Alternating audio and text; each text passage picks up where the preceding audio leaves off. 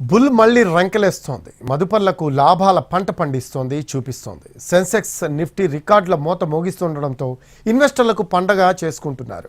వరుసగా 6వ సెషన్లోనూ వచ్చిన ప్రాఫిట్స్తో మదుపర్ల సంపద 5 లక్షల కోట్లు పెరిగింది.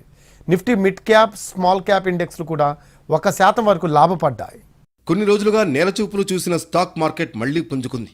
వరుసగా 6వ రోజు దుమ్ము రేపింది. బ్యాంకింగ్ స్టాక్స్ రాకెట్ వేగంతో దూసుకుపోయాయి. దీంతో ఇంట్రాడేలో సెన్సెక్స్ ఏకంగా 1200 పాయింట్లకు పైగా ఎగిరి గంతేసింది. చాలా రోజుల తర్వాత మళ్లీ 78,000 పాయింట్ల మైలురాయి తాకింది. మార్కెట్ క్లోజింగ్ సమయానికి 1078 పాయింట్ల లాభంతో 77,984 పాయింట్ల వద్ద స్థిరపడింది. ఇక నిఫ్టీ కూడా సత్తా చాటింది. 23,700 స్థాయిని దాటేసింది. ఆ తర్వాత కాస్త తగ్గి 23,658 పాయింట్ల వద్ద క్లోజ్ అయింది. Nifty mid cap, small cap ఇండెక్స్లు కూడా 1% మేర లాభపడ్డాయి.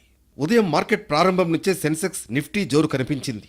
సెన్సెక్స్ రోజంతా లాభాల్లోనే కదలాడింది. ఈ జోరుతో ఇన్వెస్టర్ల సంపద ఒక్కరోజులోనే భారీగా పెరిగింది. మదుపర్ల సంపదగా భావించే బీఎస్సీలోని కంపెనీల మార్కెట్ విలువ దాదాపు 5 లక్షల కోట్లకు పెరిగింది. దీంతో మొత్తం మార్కెట్ విలువ ఇప్పుడు 418 లక్షల కోట్లకు చేరింది. డాలర్తో రూపాయి మారకం విలువ 35 పైసలు బలపడి 85 రూపాయల 64 పైసలకు చేరింది.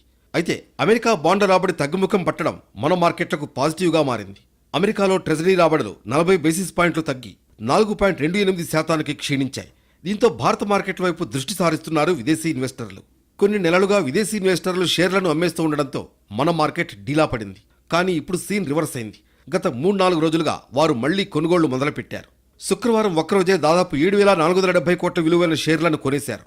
గత వారం రోజులుగా భారతీయ స్టాక్ మార్కెట్లో కనిపిస్తున్న ఈ టర్న్ అరౌండ్కు ప్రధాన కారణం విదేశీ ఇన్వెస్టర్ల సెంటిమెంట్ మారడమే.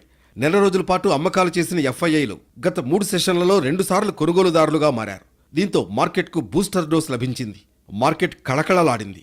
ఇన్వెస్టర్లు పండుగ చేసుకున్నారు.